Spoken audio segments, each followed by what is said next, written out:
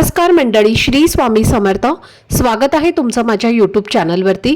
आजचा दिवस तुम्हा सर्वांना खूप छान, सुखाचा, समाधानाचा जाऊ देत, हीच मी स्वामींच्या चरणी प्रार्थना करते आणि आजच्या या नवीन व्हिडिओला सुरुवात करते. पण त्या अगोदर तुम्ही माझ्या चॅनलवरती जर नवीन असाल तर चॅनलला पण लगेच सबस्क्राईब करा आणि कमेंटमध्ये श्री स्वामी समर्थ लिहायला अजिबात विसरू. उद्या 13 एप्रिल सोमवार आणि या दिवशी आलेली आहे पवित्र वरुथिणी एकादशी. प्रत्येक महिन्यात 2 एकादशी येतात, पण प्रत्येक एकादशीचं महत्त्व वेगळं असतं आणि वैशाख महिन्यात कृष्ण पक्षात येणाऱ्या या एकादशीला विशेषतः वरुथिणी एकादशी म्हणून ओळखलं जातं, जी अत्यंत शुभ आणि फलदायी मानली जाते. वरुथिणी या शब्दाचा अर्थ संरक्षण करणारी असा घेतला जातो आणि अशी श्रद्धा आहे की या एकादशीचं व्रत केल्याने मनुष्याच्या सर्व पापांचा नाश होतो आणि त्याला मोक्ष प्राप्तीचा मार्ग मिळतो. हे व्रत इतकं प्रभावी मानलं जातं की यामुळे आयुष्यात सुख, समृद्धी आणि सौभाग्य येतं आणि विशेषतः स्त्रियांनी हे व्रत केल्यास त्यांना अखंड सौभाग्य लाभतं असं सांगितलं जातं. पुराणांमध्ये असं वर्णन आहे की या एकादशीचं फळ हजारो वर्ष कठोर तपस्या केल्यासारखं मिळतं. म्हणूनच या दिवशी अनेक भक्त भगवान श्री हरिविष्णूंची भक्तिभावाने पूजा करतात. इतकंच नाही तर या एकादशीचं महात्म्य ऐकलं किंवा वाचलं तरीही हजारो वर्षांच्या अन्नदान आणि कन्यादाना इतकं पुण्य मिळतं असं मानलं जातं. आणि ही एकादशी भगवान श्री हरिविष्णूंच्या वराह अवताराला समर्पित आहे. धार्मिक दृष्टिकोनातून ही तिथी खूप महत्त्वाची असल्यामुळे या दिवशी काही खास उपाय आणि सेवा केल्या जातात, ज्यांचा परिणाम अतिशय सकारात्मक मानला जातो. आजच्या या व्हिडिओमध्ये मी तुम्हाला एक सोपा पण अत्यंत प्रभावी असा उपाय सांगणार आहे. उद्या सोमवार आणि वरुथिणी एकादशीच्या दिवशी तुम्ही उपवास नाही केला तरीही चालेल, पण सकाळी उठल्यावर घराच्या उंबरठ्यावर ही एक छोटीशी गोष्ट ठेवली तर त्याचा खूप चांगला परिणाम दिसून येतो असं सांगितलं जातं. यामुळे शत्रू शांत होतात, घरातील नकारात्मकता दूर होते आणि 7 पिढ्यांचं दारिद्र्य नष्ट होऊन घरात सुख, शांती आणि प्रगती नांदते. तसेच कुटुंबावर कोणतंही संकट येत नाही. तर ही वस्तू कोणती आहे आणि उपाय नेमका कोणत्या वेळेमध्ये करायचा आणि कसा करायचा याची सगळी माहिती आजच्या या व्हिडिओमध्ये मी तुम्हाला सांगणार आहे. त्यामुळे व्हिडिओ हा स्किप न करता शेवटपर्यंत नक्की पहा, जेणेकरून तुमच्यापर्यंत योग्य ती माहिती पोहोचेल. आणि तुम्ही माझ्या चॅनलवरती जर नवीन असाल तर चॅनलला पण लगेच सबस्क्राईब करा आणि बेल आयकॉनला पण प्रेस करा, म्हणजे मी जेव्हा कधीही नवीन व्हिडिओज अपलोड करेन त्याचं नोटिफिकेशन सर्वात आधी तुम्हाला मिळेल आणि तुमचा एकही व्हिडिओ हा मिस होणार नाही. तसेच हाई बटन देखील क्लिक करा. तर आजच्या या व्हिडिओमध्ये मी तुम्हाला जो उपाय सांगणार आहे तर तो आपल्याला ज्योतिषशास्त्रामध्ये सांगितलेला अतिशय सोपा आणि प्रभावी असा उपाय आहे आणि तोच उपाय मी तुमच्यासोबत आज शेअर करणार आहे.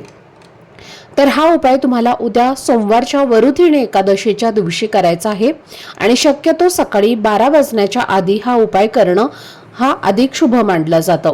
पण जर काही कारणाने सकाळी जर तुम्हाला वेळ मिळाला नाही तर तुम्ही हा उपाय संध्याकाळी सुद्धा करू शकता. मात्र दुपारच्या वेळेत हा उपाय करणं टाळायचं आहे, हे लक्षात ठेवा. असं मानलं जातं की ज्या घरामध्ये वरुथिणी एकादशीच्या दिवशी हा उपाय श्रद्धेने आणि मनापासून केला जातो त्या घरात माता लक्ष्मीचा कायम वास राहतो आणि त्या घरावर कोणतंही वाईट संकट, अडचणी किंवा अडथळे सहजपणे येत नाहीत.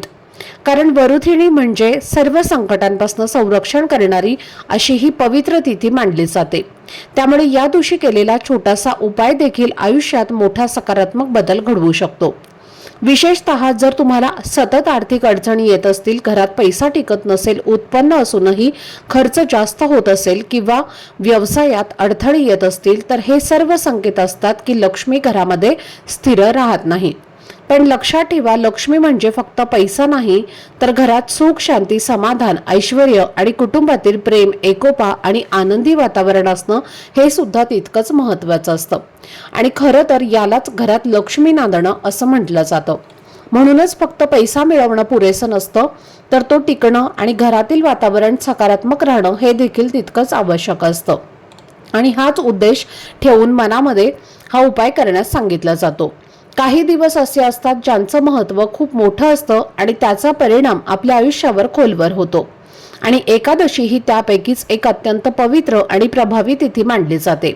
त्यामुळे या दिवशी केलेल्या उपायांचा परिणाम लवकर आणि चांगला मिळतो असं सांगितलं जातं.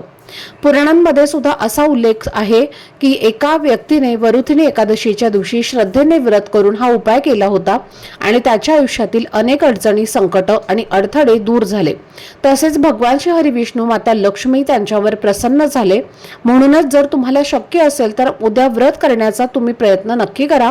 पण जर व्रत करणं शक्य नसेल तरीही काळजी करण्याचं काहीच कारण नाही, कारण फक्त हा उपाय केला तरीही तुम्हाला त्याचा चांगला परिणाम अनुभवायला मिळू शकतो। आणि जर व्रत करता येत नसेल तर किमान इतकं जरूर करा की या दिवशी तामसिक अन्न टाळा, तसेच भात आणि तांदळापासून बनवलेले पदार्थ खाणं टाळा, कारण असं केल्याने ही एकादशीचं पुण्य मोठ्या प्रमाणात मिळतं आणि तुमच्या आयुष्यात सकारात्मक ऊर्जा वाढू लागते। आता हा उपाय करण्यासाठी तुम्हाला सर्वप्रथम उद्या सकाळी लवकर उठायचं आहे, स्वच्छ स्नान करायचं आहे, देवघरातील देवांची विधिवत पूजा अर्चा करून घ्या। भगवान श्री हरी विष्णूंची मूर्ती असेल तर मूर्तीवर अभिषेक तुम्हाला करायचा आहे आणि जर मूर्ती नसेल, फोटो असेल तर फोटो स्वच्छ पुसून घ्या आणि तोही नसेल तर बाळकृष्णांची मूर्ती ही प्रत्येकाच्या देवघरामध्ये असते, तर बाळकृष्णांच्या मूर्तीवर अभिषेक करा। त्यांना पिवळ्या रंगाची फुलं, पिवळ्या रंगाचा नैवेद्य आणि पिवळ्या रंगाची मिठाई तुम्हाला अर्पण करायची आहे। धूपदीप अगरबत्ती लावून वातावरण प्रसन्न करायचं आहे आणि त्यानंतर तुम्हाला हा उपाय करायचा आहे। हा उपाय करण्यासाठी तुम्हाला एक लिंबू लागणार आहे। आता लिंबू घेताना तुम्हाला पिवळ्या रंगाचाच घ्यायचा आहे, हिरव्या रंगाचा तुम्हाला लिंबू घ्यायचा नाही। जो लिंबू पिकलेला असतो तर तो थोडासा पिवळ्या रंगाचा असतो आणि जो कच्चा असतो तो हिरव्या रंगाचा असतो। आणि पहा, एकादशीच्या दिवशी पिवळ्या वस्तूंना अनन्यसाधारण महत्त्व आहे, म्हणून तुम्हाला एक पिवळ्या रंगाचा लिंबू घ्यायचा आहे। मधोमध तुम्हाला तो कट करायचा आहे। लिंबामधला जो रस आहे तर तो तुम्हाला एका वाटीमध्ये काढून घ्यायचा आहे आणि त्या रसाचं नंतर काय करायचं आहे हे सुद्धा तुम्हाला मी पुढे व्हिडिओमध्ये सांगणार आहे। आता या लिंबामधला रस काढून घेतल्यानंतर त्या लिंबाच्या फोडीमध्ये तुम्हाला शुद्ध गाईचं तूप घालायचं आहे, म्हणजेच त्या लिंबाचा आपल्याला एक दिवा तयार करायचा आहे। कशा पद्धतीने तयार करायचा आहे तर तुम्हाला आता कळलंच असेल। आणि अशा पद्धतीने तुम्हाला लिंबू कट करायचा आहे आणि त्यामध्ये शुद्ध गाईचं तूप घालायचं आहे आणि त्या दिव्यामध्ये तुम्हाला फुलवात लावायची आहे। लांब कापसाची वात लावायची नाही तर फुलवात तुम्हाला लावायची आहे आणि हे दोन्ही दिवे तयार करून तुम्हाला घ्यायचे आहेत आणि लिंबू तुम्हाला मधोमध आडवा कट करून अशा पद्धतीने 2 दिवे तयार करायचे आहेत। त्यानंतर काय करायचं आहे, एका कलशामध्ये थोडंसं पाणी घ्यायचं आहे आणि थोडीशी या हळद या पाण्यामध्ये टाकायचं आहे, थोडंसं गंगाजल टाकायचं आहे आणि त्यानंतर पाणी हे तुम्हाला तुमच्या घराच्या मुख्य प्रवेशद्वाराच्या उंबरठ्यावर आणि उंबरठ्याच्या बाहेर शिंपडायचं आहे आणि त्यानंतर एक स्वच्छ कपडा घेऊन तुम्हाला ते सर्वप्रथम पुसून घ्यायचं आहे। त्यानंतर सगळ्यात आधी तुम्हाला उंबरठ्यावरती हळदीचं लेपन करायचं आहे। हळदीचं लेपन करून झाल्यानंतर तुम्हाला हे जे 2 दिवे आहेत लिंबाचे ते तुमच्या घराच्या मुख्य प्रवेशद्वाराच्या बाहेर प्रज्वलित करायचे आहेत। जे लिंबाचे दिवे आहेत तर ते प्रज्वलित करायचे आहेत। आता काय करा, मातीची पणती घ्या आणि मातीच्या पणतीमध्ये हा लिंबाचा दिवा ठेवा, जेणेकरून तो व्यवस्थित जळेल। जर बाहेरच्या साईडने हे दिवे ठेवायला जागा नसेल तर तुम्ही आतल्या साईडने ठेवले तरी सुद्धा चालतील। फक्त डाव्या आणि उजव्या या दोन्ही साईडला तुम्हाला हे 2 दिवे ठेवायचे आहेत आणि त्यानंतर तुम्हाला उंबरठ्यावरती जिथे तुम्ही हळदीचं लेपन केलेलं आहे तर उंबरठ्याच्या मधोमध तुम्हाला एक स्वस्तिक काढायचं आहे। स्वस्तिकाला हळद, कुंकू, अक्षदा, फूल अर्पण करायचं आहे आणि त्याचबरोबर हळदीने तुम्हाला मुख्य प्रवेशद्वारावरती सुद्धा एक स्वस्तिक काढायचं आहे। या स्वस्तिकाच्या खाली ओम विष्णवे नमः हा मंत्र लिहायचा आहे। आता हे 2 दिवे लावल्यानंतर ते कमीत कमी 1.5 ते 2 तास जळत राहतील, एवढंच तूप त्या दिव्यामध्ये तुम्हाला घालायचं आहे आणि त्यानंतर दुसऱ्या दिवशी हे दिवे तुम्हाला उचलून निर्माल्यामध्ये टाकायचे आहेत।